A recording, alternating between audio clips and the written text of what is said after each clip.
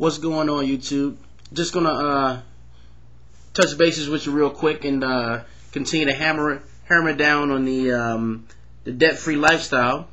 Today I want to talk about kind of a backwards way of retiring that I think is real strange for the U.S. Now this is the American so-called normal way of retiring.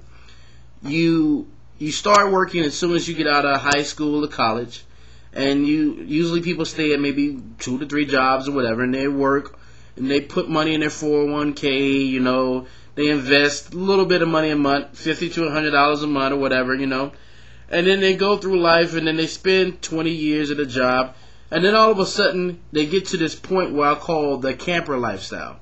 And what I mean by that is, now correct me if I'm wrong, but if you're doing something now, 10 years from now, you should be better, and you should be in a better position in the so-called task that you're doing, right?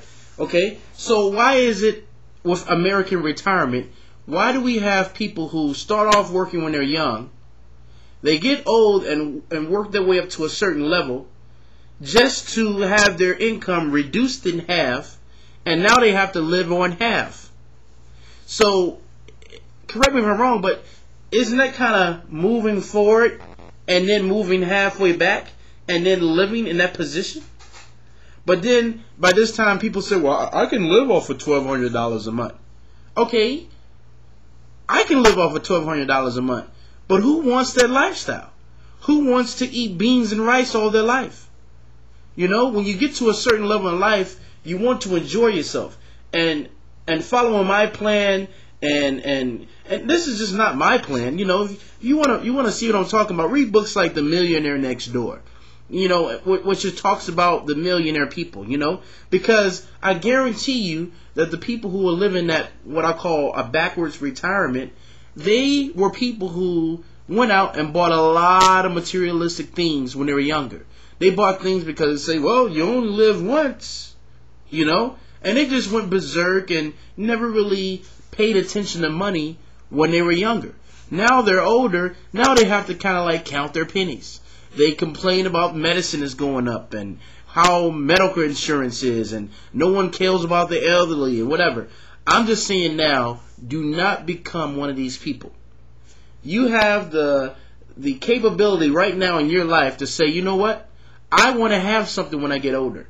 And guess what? For those people who say, well, money isn't everything, all you talk about is money. Well, guess what? I would rather make these principles happen now, right?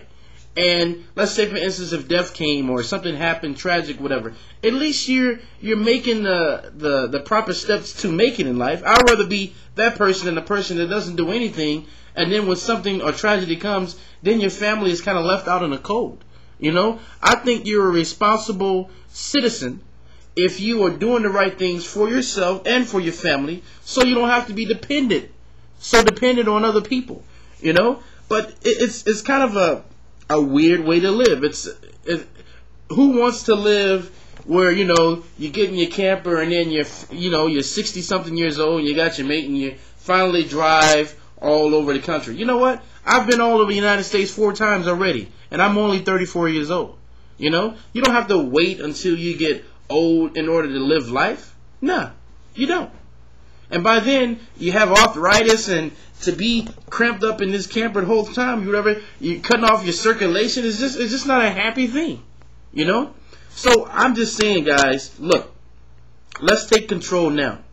The way the government is spending money now, they're not going to have any money for us when we get older. So you might as well build your lifestyle now and build a strong foundation. So this is kind of like my message today, Don't get stuck in this whole backward retirement thing. And if you find yourself going to the mall every week because you just got to have that outfit to keep up with the Joneses, you better stop it. Because I'm going to leave you with the last message that I've always said, Poor people buy things. Rich people buy things that appreciate. Actually, I said it wrong. I'll say it again. Poor people buy things that depreciate.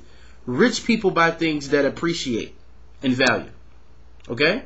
Now, just think about who you are in that category. Are you always thinking about, I have this money over here, this $1,000, how can I make this $1,000 grow? Or are you thinking like, I have this $1,000, what kind of television can I get? What can I buy for my house or for my car or rims or or whatever that can, make me happy at this moment, kind of deal. So just think about that, guys. Signing off. And also, don't forget to get the ebook. It'll change your life. And I'm offering my own help. I'm offering free help after you get the ebook. If you're having problems with it, you can't understand it, whatever, I'm offering my own help, and everything, all my information is on there. So go out and get it. Take care.